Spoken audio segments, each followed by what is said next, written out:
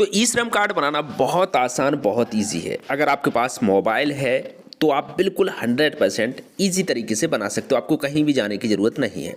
आप यहाँ पर ई श्रम कार्ड सर्च करेंगे गूगल पर जा करके। जैसे ही आप सर्च करेंगे तो आपके पास कुछ इस तरीके से ऑप्शन आ जाएंगे, जहाँ पर जो सबसे फर्स्ट वाली वेबसाइट है इसको आपको ओपन कर लेना है, जिस पर लिखा होगा ई श्रम सेल्फ रजिस्ट्रेशन। सेल्फ रजिस्ट्रेशन का मतलब होता है कि आप इसको खुद ही भर सकते हैं और खुद ही अपना ई श्रम कार्ड बना सकते हैं। तो यहाँ पर हम जैसे इसको ओपन करते हैं, इस तरीके से पेज आ जाता है, जहाँ पर सबसे ऊपर लिखा हुआ है आधार कार्ड पर जो मोबाइल नंबर लिंक है वो आप मोबाइल नंबर यहाँ पर डाल दीजिएगा। उसके बाद जो नीचे कैप्चर कोड है वो आप कैप्चर कोड इस बगल वाले ऑप्शन में फिल कर दीजिएगा। नीचे आपको दो ऑप्शन नज़र आ गए होंगे नो के, तो आप इनको नो रहने दीजिएगा दोनों ऑप्शनों को। आपको सेंड ओटीपी वाले ऑप्शन पर क्लिक कर देना है। जैसे आप यहाँ पर क्लिक करते हो सेंड ओटीपी वाले ऑप्शन पर, तो आप आ जाते हो इसके अगले पेज पर, जहाँ पर आपके मोबाइल नंबर पर एक ओटीपी जाता है जो कि आधार कार्ड से लिंक है। वो ओटीपी आपको यहाँ पर फिल कर देना है।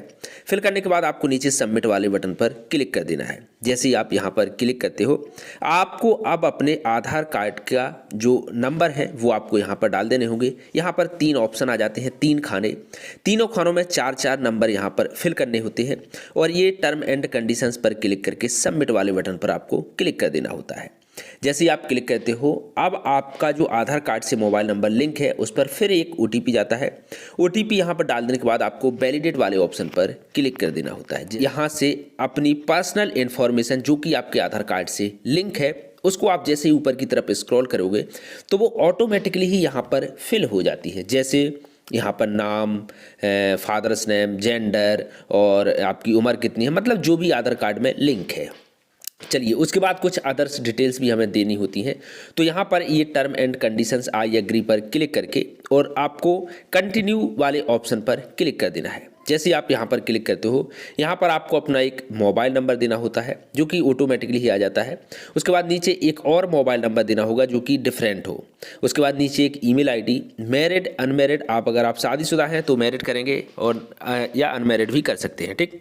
उसके बाद नीचे आपको फादर्स का नाम डाल देना है और नीचे आप कैटेगरी SC ST या OBC जिसके अंतर्गत भी आते हैं। उसके बाद नीचे आप जाएंगे तो नीचे आपको एक सर्टिफिकेट अपलोड करना होगा अगर आपके पास है caste certificate. Caste certificate upload करने के बाद नीचे आपको ब्लड ग्रुप सेलेक्ट करना होगा, ABO या मतलब जो भी आपको पता है अगर अपना तो डाल दीजिएगा, नहीं है तो नहीं। उसके बाद इसको आपको नो रहने देना है। नीचे आपको नॉमिनी की डिटेल्स भरनी होगी। नॉमिनी की डिटेल्स में उसका नाम और डेट ऑफ बर्थ, जेंडर और रिलेशनशिप विथ यू, यानी कि आपसे उसका क्या रिलेशन है आपको वो यहाँ पर डाल देना है। ऑप्शन पर सेव एंड कंटिन्यू वाले ऑप्शन पर क्लिक करना है। तो यहाँ पर आपको उसके बाद आपको अपना एड्रेस यहाँ पर फिल करना होगा, जैसे रेजिडेंस। तो सबसे ऊपर आपको आप जिस स्टेट के हैं वो आधार कार्ड से ऑटोमेटिक सिलेक्ट होके आ जाएगा। उसके बाद आपको अपना डिस्ट्रिक्ट सिलेक्ट कर लेना है और उसके बाद आपको नीचे आते हैं एड्रेस की तरफ। तो यहाँ एड्रेस वाले ऑप्शन में आपसे रूरल या अर्बन पूछा जाएगा, यानी कि आप गांव या शहर के हैं। अगर गांव के हैं तो रूरल सेलेक्ट करेंगे, शहर के हैं तो अर्बन।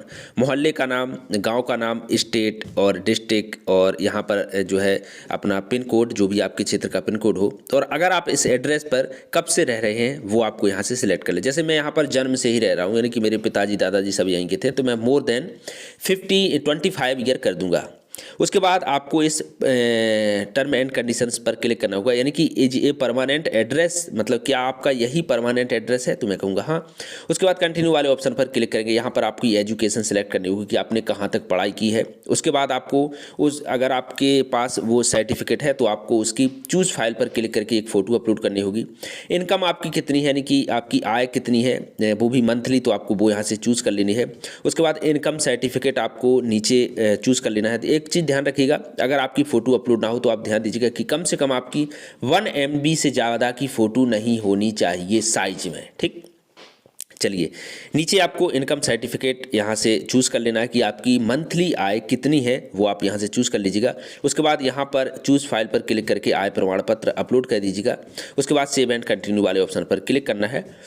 अब आता है यहाँ पर थोड़ी सी इन्फॉर्मेशन भरना। क्या यहाँ से आपका व्यवसाय पूछा जाएगा कि आप यहाँ से क्या करते हो। तो लिस्ट पर आप क्लिक करोगे, यहाँ पर बहुत सारी लिस्टें दी हुई हैं पूरी, यानी कि 4, 5, 6 पेज है और हमारे भारत में जितने भी काम होते हैं वो सारे काम यहाँ पर लिखे हुए हैं और उनके एनसीडी कोड यहाँ पर लिखे हुए हैं। तो आप यहाँ से एनसीडी कोड कॉपी करके भी वहाँ पर डाल सकते हैं, या फिर आप यहाँ से सिलेक्ट कर लीजिएगा। जैसे आप एग्रीकल्चर कहते हैं तो एग्रीकल्चर में भी अलग अलग है कि आप सब्जी उगाते हो या फिर फार्मिंग का काम करते हो या फिर बागवानी का काम करते हो, मतलब क्या है, ये बहुत सारी डिटेल्स है। आपको अपना यहाँ पर शांतिपूर्वक पहले ढूंढ लेना है कि आप किस काम को लेकर के यहाँ पर काम करते हो, वो आपको यहाँ से चूज़ कर लेना है। या फिर आप यहाँ पर एनसीडी कोड नंबर ही अगर आप यहाँ से डायरेक्ट ले लीजिएगा तो आपको वहाँ पर भरने की जरूरत नहीं पड़ेगी। जैसे देखिए मैं बता देता हूँ, जैसे मैं एग्रीकल्चर करता हूँ तो मैंने यहाँ से नंबर लिया, ऑटो सर्च में मैंने अगर वो नंबर यहाँ पर डाल दिया तो मेरी ऑटोमेटिकली डिटेल फिल हो जाएगी। मतलब मेरे को लिखना नहीं पड़ेगा कि मैं एग्रीकल्चर स्पेलिंग लिखूँ, फिर उसको जो है मैं क्या करता हूँ उसमें सब्जी उगाता हूँ या क्या करता हूँ वो नहीं लिखना पड़ेगा। उसके बाद आपको इसका एक्सपीरियंस कितने साल से है आपको वो डाल देना है। मैंने यहाँ 5 साल डाल दिया है। उसके बाद सेकेंडरी आपको एक और बिजनेस, अगर आपका कोई साइड बिजनेस है तो आप वो यहाँ से डाल दीजिएगा। उसका अगर कोई सर्टिफिकेट है आपके पास तो आप वो यहाँ से चूज़ फाइल पर क्लिक करें। जैसे आप खेती के अलावा भी कहीं ना कहीं अगर आप काम पर जाते हैं, किसी कंपनी में जाते हैं, वो चीज़ वो पूछ रहे हैं। उसके बाद ये कहता है कि क्या आपने इसकी कहीं टेक्निकल ट्रेनिंग ली है या फिर आपने कहीं ट्रेनिंग नहीं ली है। तो मैंने यहाँ नहीं ली है ट्रेनिंग, इसलिए मैं नो पर क्लिक करूँगा। और उसके बाद यहाँ पर क्या आपको इसका टेक्निकली ज्ञान है या नहीं है, मतलब आपने किसी संस्था के द्वारा ये हासिल किया है तो आप उसको यस करोगे, वरना आप नो कर दोगे। उसके बाद ये चीज़ आप कोई भी भर सकते हो, कोई दिक्कत नहीं है। उसके बाद सेव एंड कंटिन्यू वाले ऑप्शन पर आपको क्लिक कर देना है।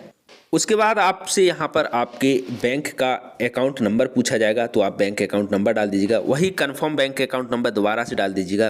अकाउंट होल्डर का नाम यानी कि आपका नाम यहाँ पर पूछा जाएगा। उसके बाद IFSC कोड और यहाँ पर आपके अपने बैंक का नाम, जो भी आपका बैंक हो, और उसके बाद आपके ब्रांच का नाम वो भी आपको यहाँ पर डाल देना है। तो यहाँ पर आपका बैंक अकाउंट जो है लिंक हो चुका है। आपको सेव एंड कंटिन्यू पर क्लिक करना है। ये आपका प्रिंट आ चुका है, आपकी पूरी इन्फॉर्मेशन है, आप इसको प्रिंट भी कर सकते हैं। और यहाँ पर टर्म एंड कंडीशंस पर आपको क्लिक करना होगा। नीचे आप आएंगे, जैसे ही आप यहाँ पर क्लिक करेंगे तो नीचे आपको प्रोसीड वाला एक ऑप्शन नज़र आएगा। जैसे ही आप इस टर्म एंड कंडीशंस को फिल कर लेते हो और जैसे ही आप यहाँ पर क्लिक करोगे तो आपको यहाँ पर कुछ इस तरीके से ऑप्शन आएगा, जहाँ पर आपको डाउनलोड UAN कार्ड पर आपको क्लिक कर लेना है। जैसे आप यहाँ पर क्लिक करते हो आपका जो ई श्रम कार्ड है वो बन भी चुका है और डाउनलोड होके भी आ चुका है। देखिए कुछ इस तरीके से, ये मैंने आपके सामने ही आपको बना के बताया है, वो भी बिल्कुल ईजी तरीके से बन चुका है। अब आप इसको डाउनलोड कीजिएगा। वीडियो को प्लीज़ लाइक कर दीजिएगा, अगर अच्छा लगा हो। चैनल पर नए हैं सब्सक्राइब कर लीजिएगा ताकि हमारे ऐसे ही इन्फॉर्मेटिव वीडियो आपको मिलते रहें। बहुत बहुत धन्यवाद आपका वीडियो देखने के लिए।